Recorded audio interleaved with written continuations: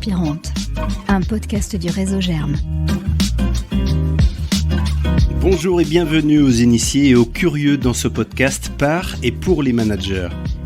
L'association Germe, réseau de progrès des managers, propose une offre croisée près de chez vous. 2 cycles de formation inspirants, Germe destiné aux managers et cadres dirigeants, et Émergence pour les managers de proximité. Germe, ce sont aussi des événements apprenants et des outils innovants. Aujourd'hui, nous parlons de génération avec des participants du groupe Eau de Germe à Amiens. Une discussion improvisée en fin de formation pour évoquer particulièrement la place des jeunes. Dans quelle mesure la nouvelle génération bouscule-t-elle les relations au sein des entreprises ? Qu'est-ce que leurs comportements viennent toucher dans les valeurs des managers ? Comment l'encadrement s'adapte-t-il à ces changements de code relationnel ? Voici les témoignages de Annabelle, Benjamin, Benoît, Cécile, Intissar, Julien et Nathalie. Bonjour à toutes et à tous, nous sommes à Amiens aujourd'hui avec un groupe Germe qui a encore beaucoup d'énergie à cette heure-ci. Avec plusieurs participants autour du studio radio, nous allons parler de manager les générations. Qu'est-ce que ça vous inspire comme ça déjà quand on parle du thème manager les générations ? Vous pensez à qui ? Vous pensez à quoi en particulier ? Bonjour, je suis Cécile, je dirige une TPE, une agence de communication, on est 7 actuellement.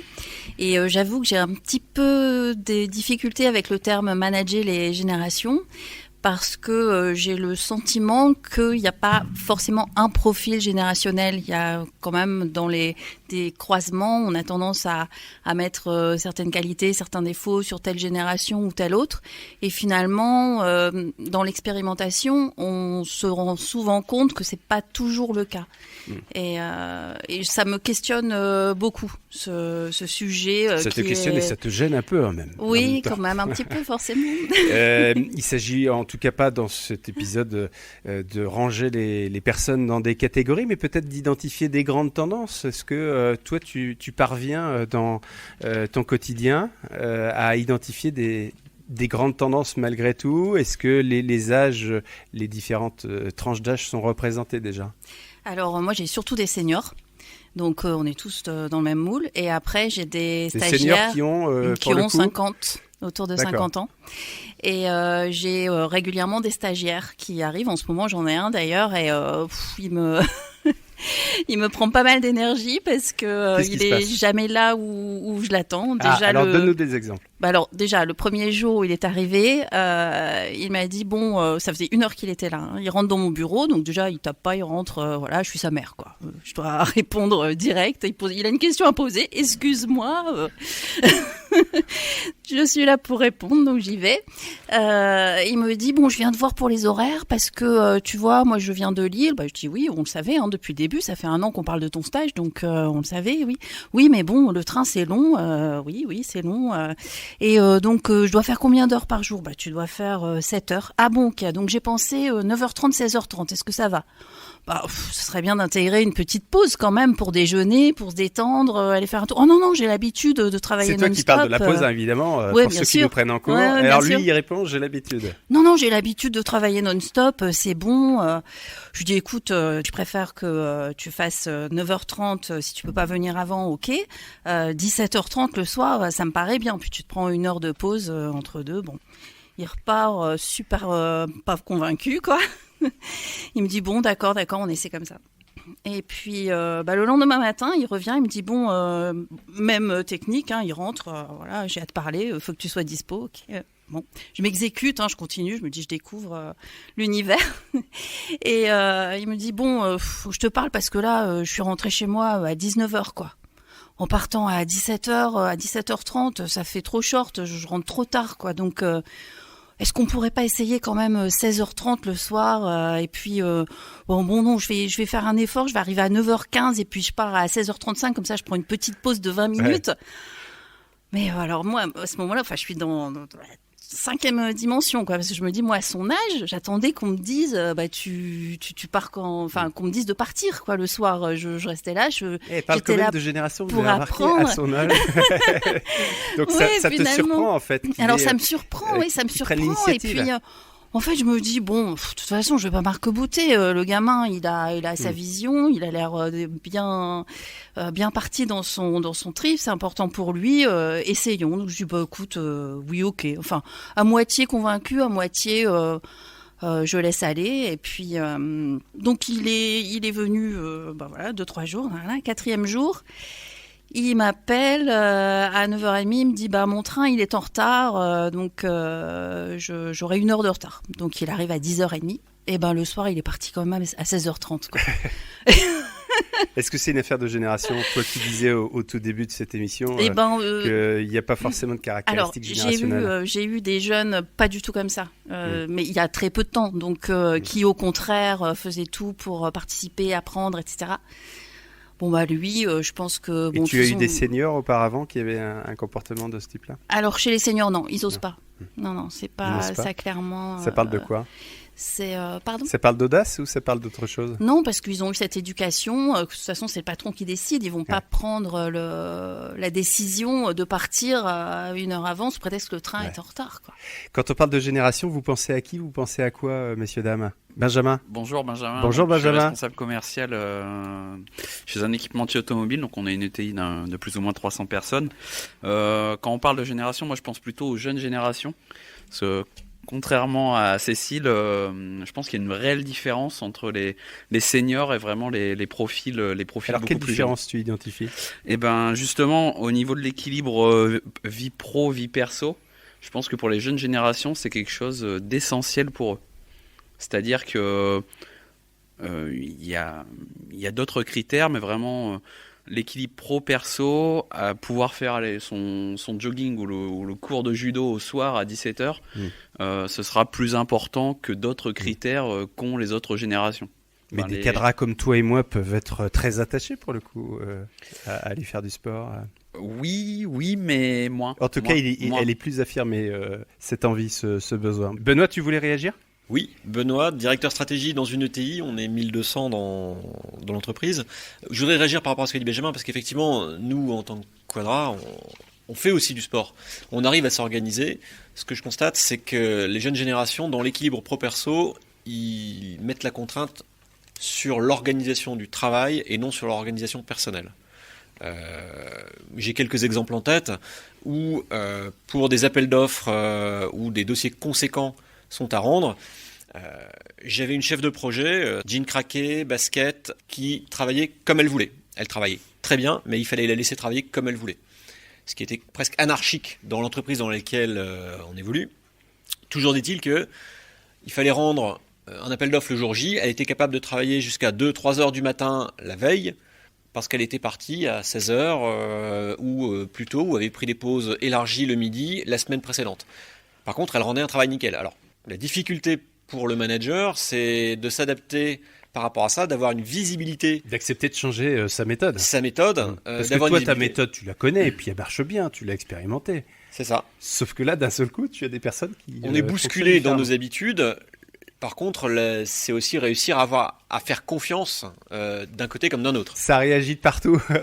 Benjamin et Julien vont réagir dans une seconde. C'est Annabelle qui voulait réagir. Bonjour Annabelle. Bonjour. Moi je suis DRH dans une association dans le monde du social. On est à peu près 130 salariés.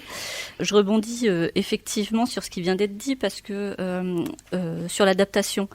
Je vais donner un exemple concret, c'est que par exemple dans mon association, nous avons décidé de changer la convention collective, ce qui est quand même quelque chose d'assez étonnant, mais pour attirer justement les jeunes, pour s'adapter à leurs besoins, à leurs demandes et à leurs envies, puisque je rejoins un peu sur le changement de génération, c'est qu'il y a de plus en plus d'attentes.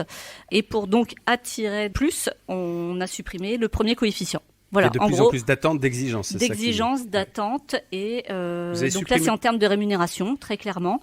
On a supprimé le premier coefficient, ce qui fait qu'ils peuvent arriver avec un coefficient supérieur, donc un salaire supérieur. On a été obligé d'adapter quelque chose de national c'est intéressant pour tout le monde, à quelque chose de local. C'est intéressant pour tout le monde, y compris pour le quadragénaire qui charge Pas du travail. Du tout, parce qu'au bout d'un moment donné, il faut savoir dire stop.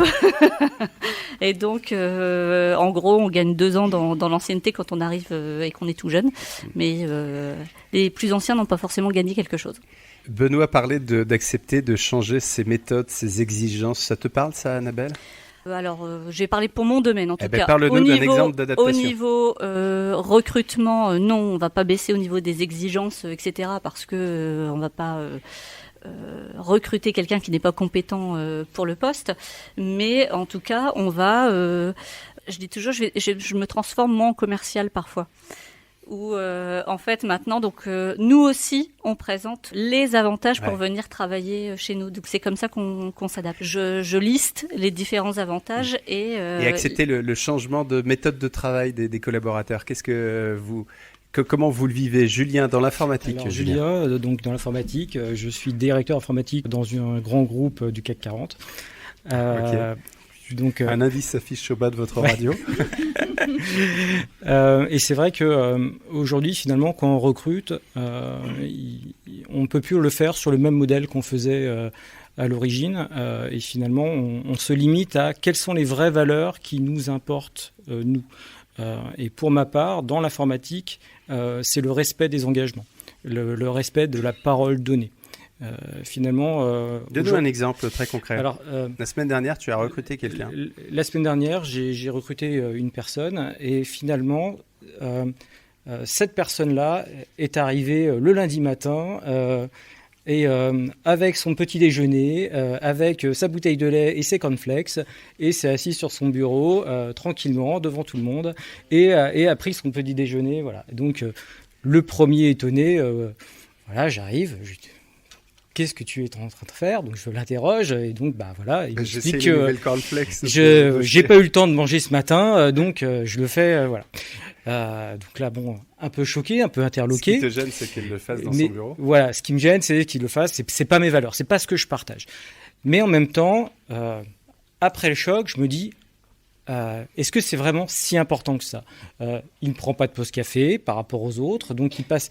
Voilà, il y a d'autres moments ou d'autres pauses que les gens prennent que lui ne prend pas. Est-ce que réellement, dans son travail, pour sa façon de faire, est-ce que c'était si important que ça pour moi?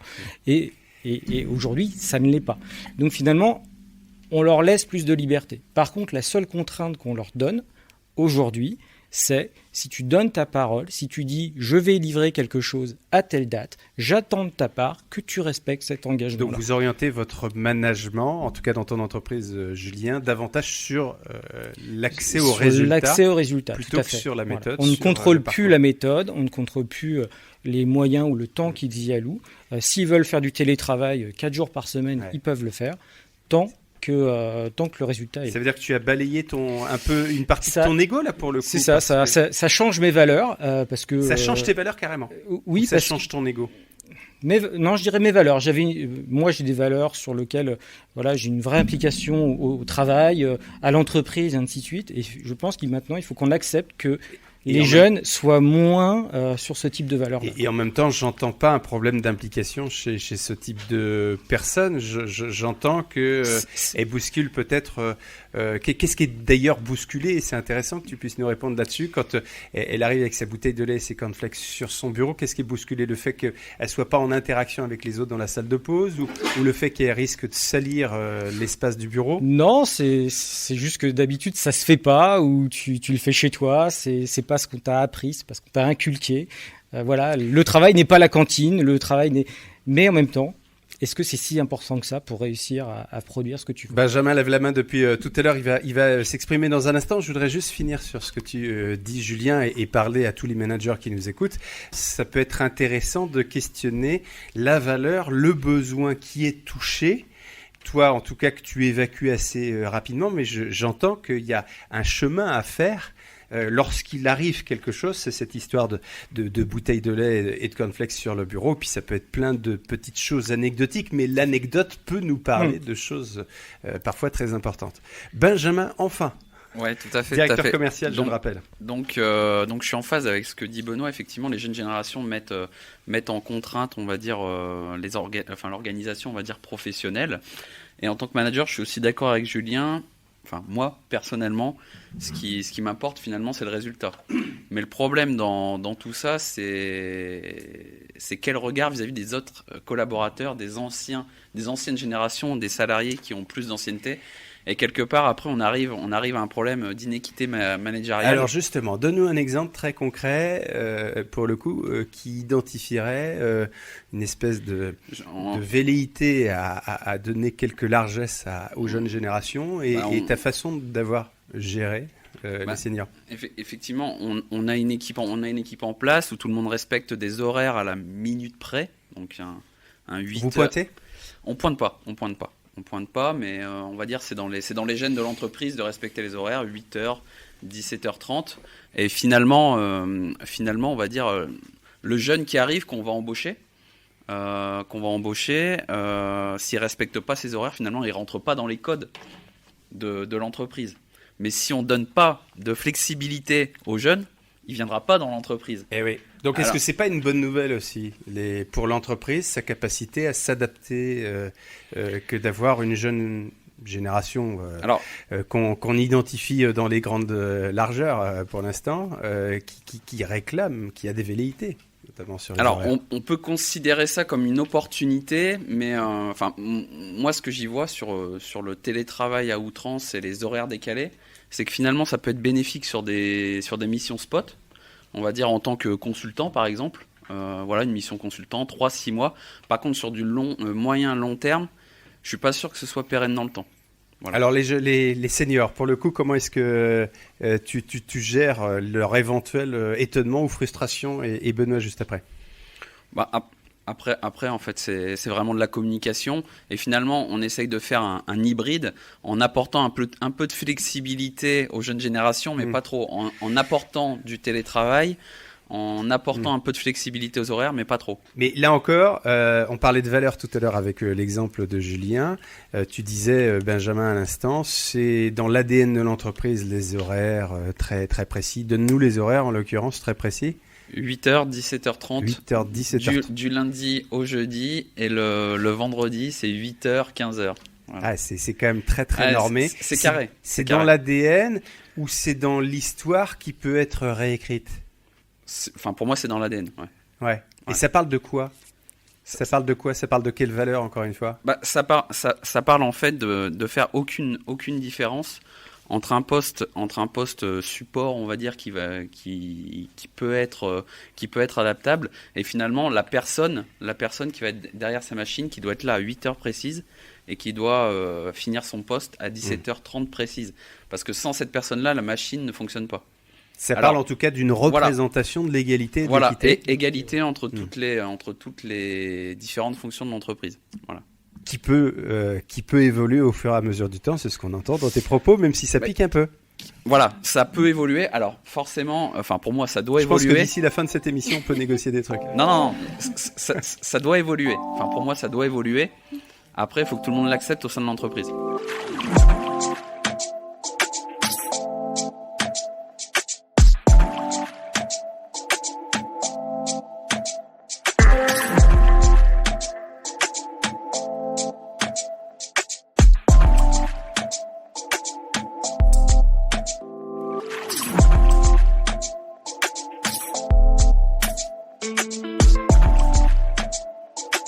La graine inspirante, un podcast du réseau Germe. Les jeunes générations offrent l'opportunité aux managers d'évoluer dans la façon de considérer les valeurs, l'ADN de l'entreprise. L'intention est là, l'action n'est plus très loin. Nathalie, à présent, met en évidence l'évolution des relations entre les générations. Nathalie, je suis directrice des opérations dans une PME familiale de 75 personnes. Je voulais rebondir sur la souplesse. Enfin, on a tous parlé de souplesse et on a surtout parlé jusque-là de souplesse d'organisation. Avec un temps de travail, temps perso, qui est peut-être abordé un petit peu différemment par les jeunes générations. Moi, mon vécu, il est là aussi, bien sûr, mais cette souplesse et cette nécessité de s'adapter, je la ressens plus dans le type de relation et la proximité. En fait, moi, c'est ça qui me challenge un peu. Exemple de base, on a une équipe de commerciaux. Ils sont présents sur une foire, un salon. Alors, ils ont les dents qui raillent le parquet. Ils attendent le visiteur. Et ils sont là. Moi, je débarque là-dedans, comme un chat dans un jeu de quilles. C'est pas mon boulot. Je suis pas directrice commerciale, mais je fais partie du comité de direction. J'arrive là-dedans, sapé comme jamais. Voilà. Et je les entends rigoler du fond du truc. Là, j'ai pas passé la porte. Ils disent ouais, la chef elle arrive. Ouais, les gars, faites gaffe, etc. Ils ont tous entre 20 et 25 ans. Ils sont arrivés depuis moins de 2 ans. Je suis pas vieille dans l'entreprise, mais je suis là depuis plus longtemps que ça. Et dans mon passé à moi, ce genre de comportement, ça existe pas. Alors, ça m'a pas. Est-ce que tu es bien sûr? Alors, qu'est-ce qui s'exprime en fait? Alors, qu'est-ce qui s'exprime?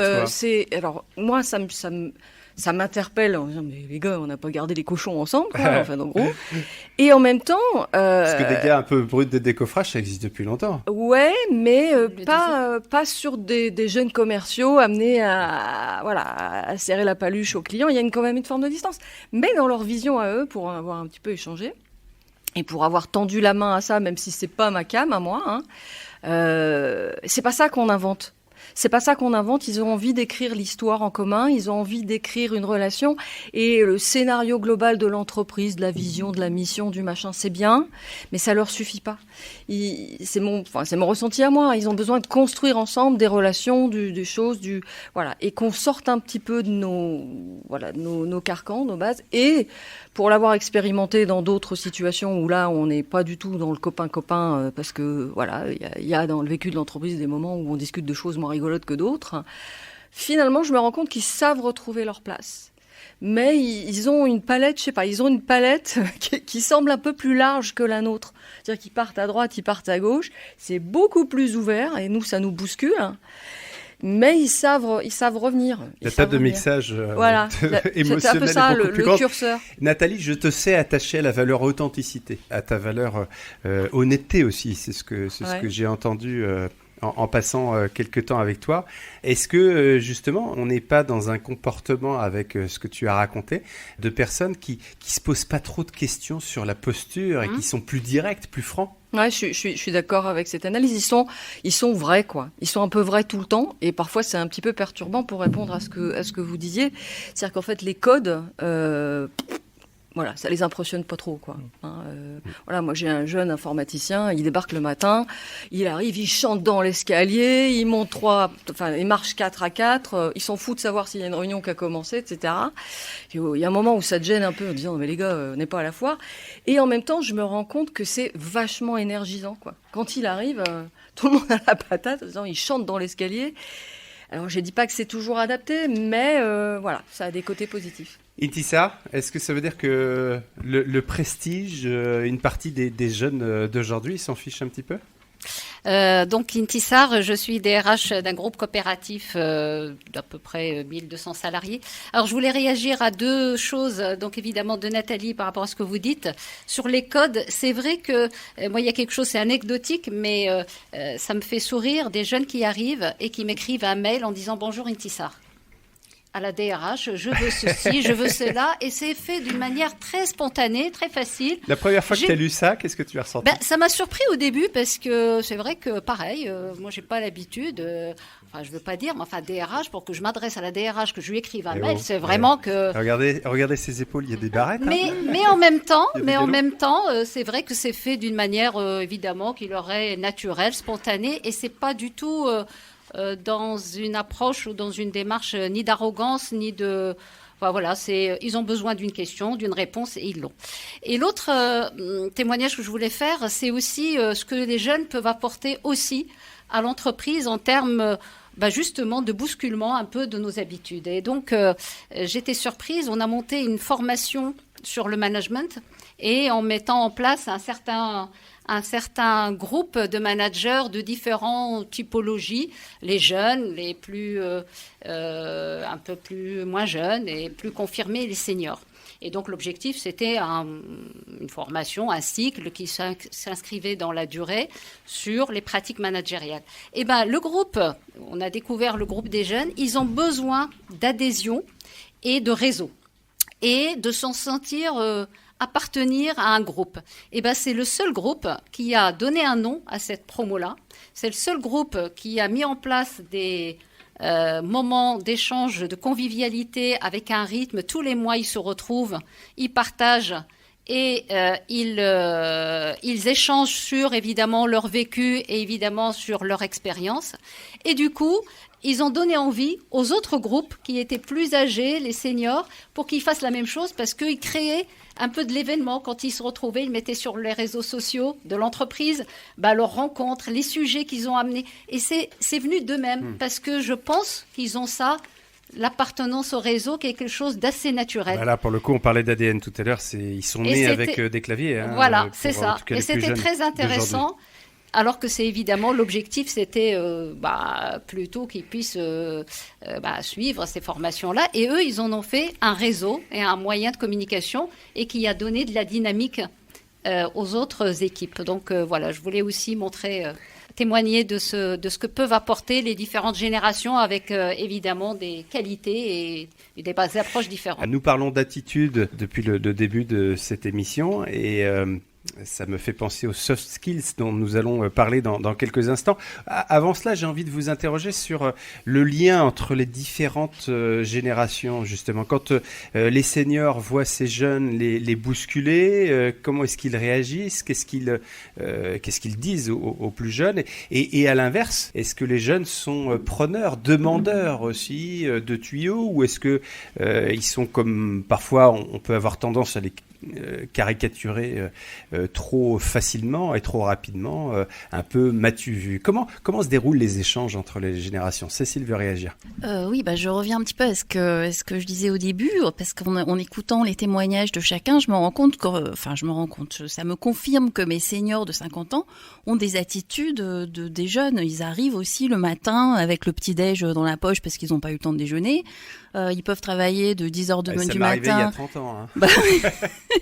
Ils peuvent travailler de 10h du matin à 23h le soir et puis le lendemain avoir une journée plus courte. Voilà, ces comportements-là. Alors, je parle en tant que responsable d'une TPE, donc j'ai bien conscience que c'est pas pareil que dans des grands groupes où il y a des espèces de codes à suivre.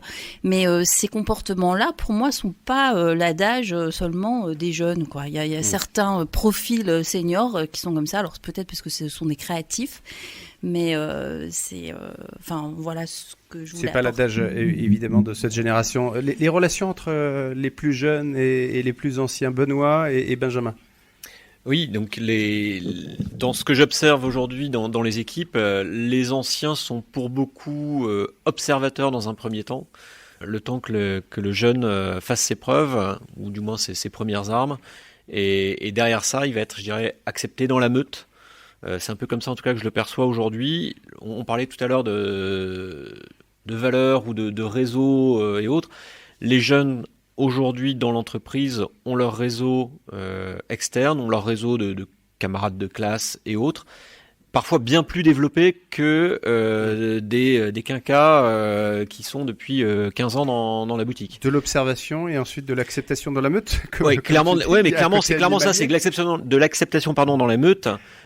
Et c'est également après un accompagnement parfois. J'ai le cas de figure sur une région où on a un jeune tout frais, sorti de l'école, qui, avec son tempérament, tout à l'heure Nathalie disait, les dents qui raillent le parquet, plein d'énergie. À côté de ça, on a quelqu'un qui part en retraite dans 2 ans. Et au final, au bout de 2 mois, j'ai envie de dire, les deux font la paire, puisqu'ils ont su s'apprivoiser l'un l'autre, ils ont fait un pas l'un vers l'autre.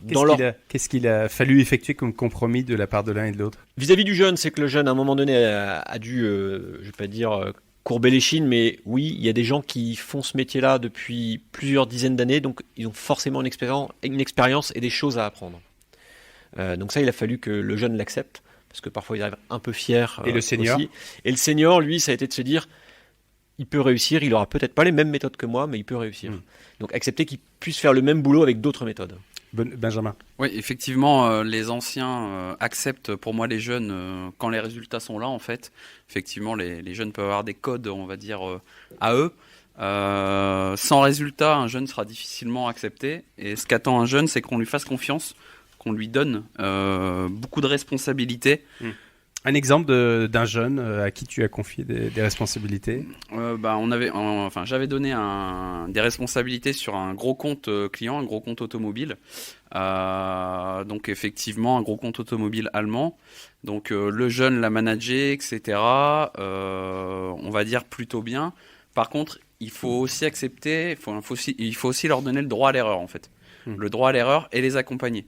Mais tout ça, j'ai l'impression que c'est des choses qui concernent toutes les générations et qui devraient être dans l'air du temps depuis bien des années. Il y a une prise de conscience qui s'est accélérée auprès des jeunes générations, notamment le droit à l'erreur. Ça vient d'où, ça ? Disons qu'avant, dans les anciennes générations, alors j'ai pas non plus 40 ans d'expérience, mais on prenait le temps. On prenait le temps d'apprendre, on prenait le temps de prendre des responsabilités. Là, on veut et on impose des responsabilités, finalement, on postule sur des postes à haute responsabilité tout de suite. Donc finalement, on prend le risque de prendre le mur un peu plus rapidement. Julien, et puis je voudrais qu'on parle de soft skills. Je dirais aussi qu'il y a une certaine défiance. Alors, je vais parler dans le domaine de l'informatique, mais il y a aussi une certaine défiance maintenant sur l'expérience. Finalement, les jeunes considèrent qu'ils peuvent avoir bien plus d'expérience aujourd'hui dans des nouvelles technologies et ainsi de suite que des anciens, ce qui fait qu'ils ont du mal à respecter finalement l'historique ou toute l'expertise que les autres peuvent avoir. Et ça, faut réussir à remettre tout le monde d'équerre là-dessus, mais c'est vrai que c'est vraiment quelque chose qu'on vit. Moi, j'ai juste un petit exemple comme ça. Finalement, on a eu un très très gros crash chez nous, et pendant 3 jours, il y a tout un système informatique qui s'est arrêté. C'était une super technologie, hyper moderne. Donc, on a une équipe de 4 personnes, c'est que des jeunes, qui travaillent là-dessus, sauf qu'ils ont passé 4 jours à essayer de faire redémarrer la machine, et à un moment... il y a une personne plus âgée dans un autre service qui est allée les voir et, à force d'échanger, même s'il ne maîtrisait pas cette technologie, a réussi à les aiguiller grâce à son expertise pour dire les gars, ça devrait être là-dessus, quoi, même s'ils ne maîtrisaient pas leur technologie, et ainsi de suite. Et donc finalement, c'est ça qui est important, quoi, pour retrouver ce consensus.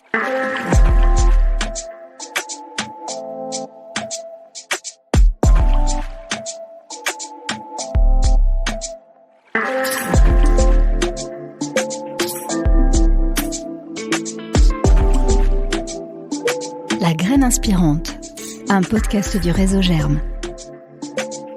Nous parlons de plus en plus de l'importance des soft skills dans le monde de l'entreprise. Ce terme ne vous dit peut-être rien, c'est tout simplement ce que l'on appelle les qualités humaines, le savoir-être. Et c'est peut-être sur ces qualités que les managers et les jeunes peuvent se rencontrer et décider de faire un bout de chemin ensemble. La curiosité, l'empathie, l'audace, le sens du collectif, la créativité, l'intelligence émotionnelle, toutes ces soft skills, vous les retrouvez notamment sur le site de Germe avec une infographie plutôt sympa. Est-ce que ce sont des attitudes auxquelles vous faites, les recruteurs, davantage attention, vous êtes davantage vigilants sur ces aptitudes aujourd'hui ? Et en quoi les jeunes générations, ils sont peut-être plus particulièrement attentifs ? Bien sûr qu'on fait attention à ça de manière, je dirais de manière générale et J'ai globale. envie de dire, ça date même pas d'hier, hein. Oui, voilà, c'est toujours. Mais ce que je constate bien souvent maintenant, et comme le marché du recrutement est très tendu, c'est qu'on est plutôt sur davantage les savoir-être que les compétences métiers, parce que les compétences métiers, on se rend compte que ça s'acquiert, mais par contre, le savoir-être, c'est difficile de changer les gens. Et donc, on va davantage, effectivement, faire attention à ces savoir-être. Alors, prends-en une au hasard et dis-nous comment est-ce que tu es attentif, qu'est-ce que tu fais concrètement en tant que DRH pour développer et s'aimer ce type d'aptitude ? Alors, si je regarde rapidement et en live, je dirais le sens du collectif. Le sens du collectif. C'est- Donc ça, c'est c'est une quelque valeur- chose auquel tu es attaché. Voilà, c'est une valeur d'entreprise parce qu'on est un groupe coopératif, donc on est vraiment dans cet état d'esprit-là, dans ces valeurs-là, et on peut pas, de toute façon, même notre leitmotiv, c'est plus fort ensemble. Donc on a vraiment cette culture de travail ensemble, de réussir ensemble et en difficulté aussi ensemble. Donc le sens du collectif, le travail en équipe. Alors effectivement, ça paraît des grands mots ou des grandes généralités, mais c'est Oui, pour c'est l'instant, quand même- ça peut rester à l'état de déclaration d'intention. Voilà, ça Ouais. peut rester, mais dans Ça la s'incarne comment?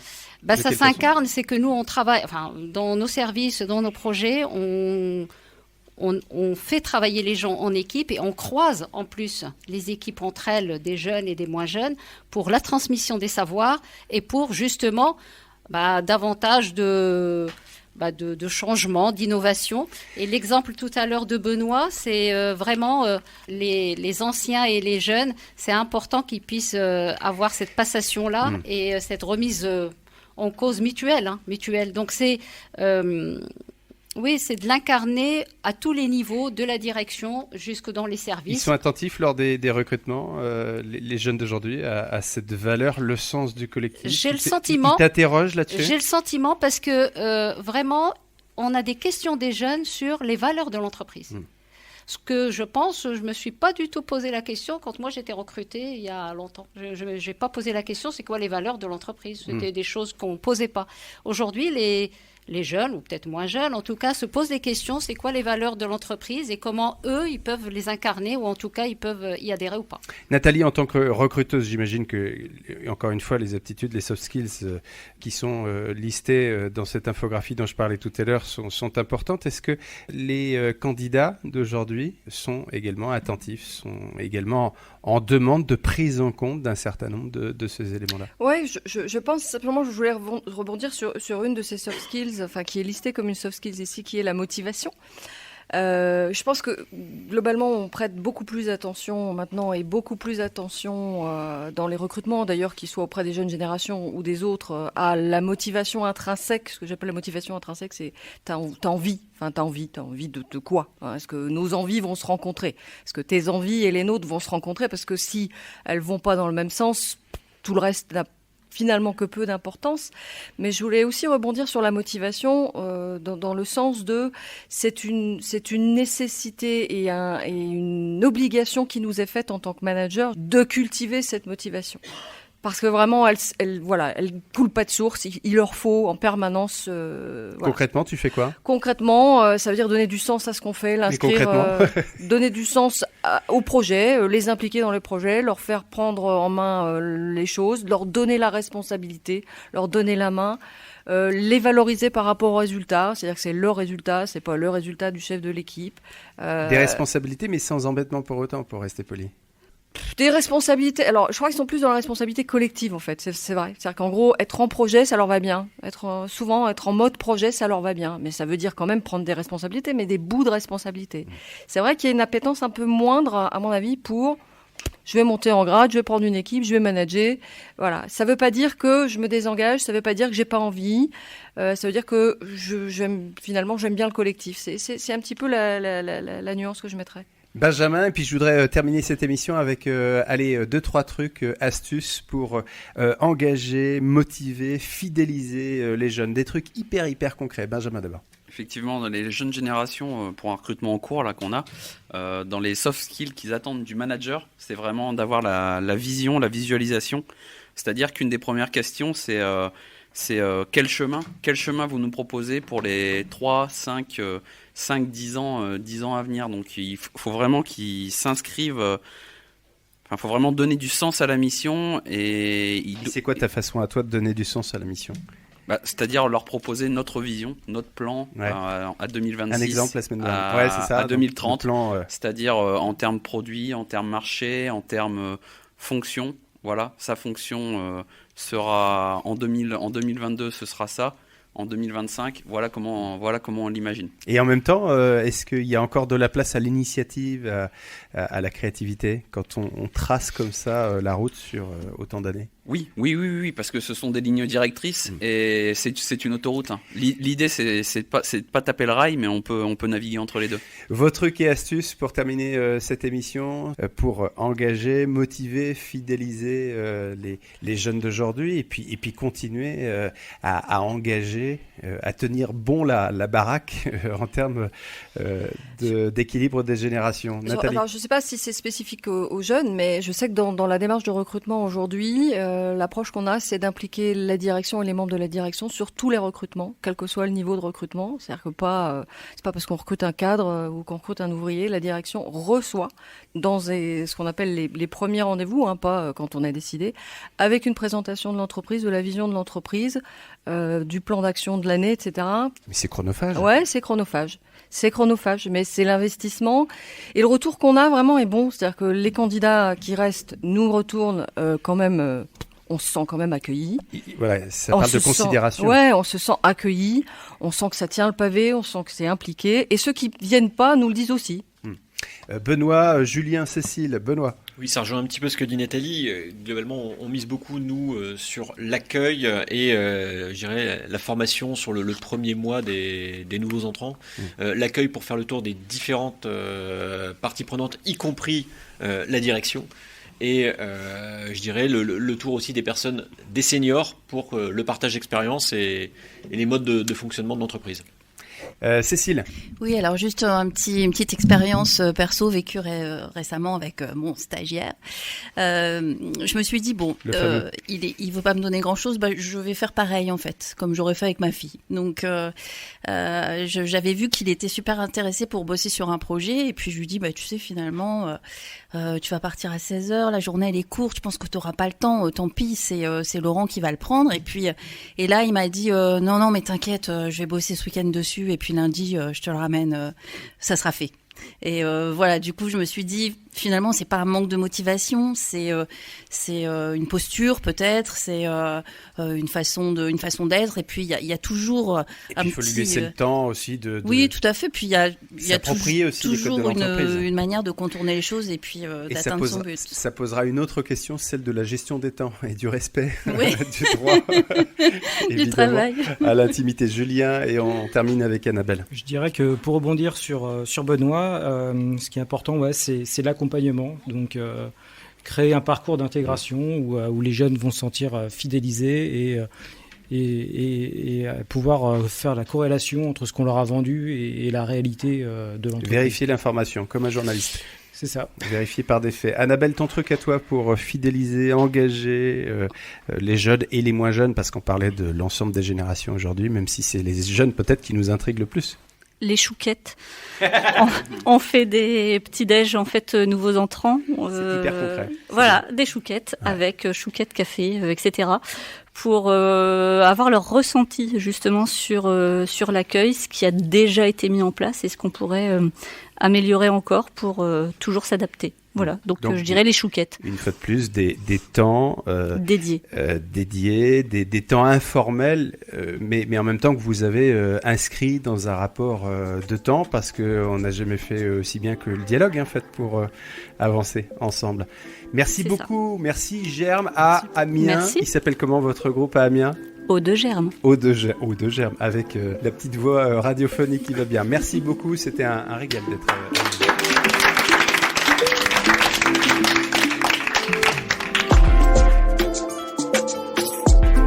Aujourd'hui, nous vous avons proposé des témoignages de managers. Ils nous ont livré sans retenue leur représentation, leurs doutes et leurs intentions à l'égard des générations, et plus spécifiquement des jeunes. Je retiens notamment le message de Nathalie. Les jeunes nous bousculent, dit-elle. Ils possèdent une palette de connaissances et d'envies sans doute plus grande que les plus anciens, et ils sont demandeurs de co-construction. À bientôt pour d'autres témoignages de participants Germe. Et à très vite pour la réaction à ces propos du sociologue Philippe Pierre. La graine inspirante, un podcast du réseau Germe. À très bientôt avec Germe pour une expérience d'avance.